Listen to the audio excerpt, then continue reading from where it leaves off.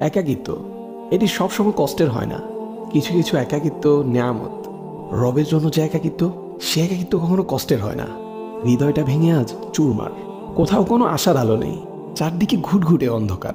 কোথাও কেউ নেই। জায়নামাজে বসে অশ্রু ঝরাচ্ছি, সেই অশ্রু এসে সান্ত্বনা দিচ্ছে। হে ব্যথিত হৃদয়, কষ্ট পেও না, তোমার রব সব দেখছেন।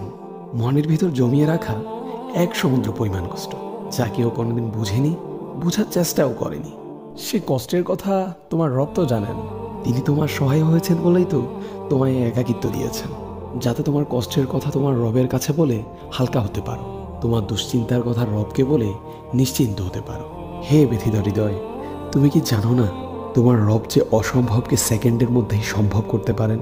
তাহলে একাকিত্বকে তুমি কেন ভয় পাও?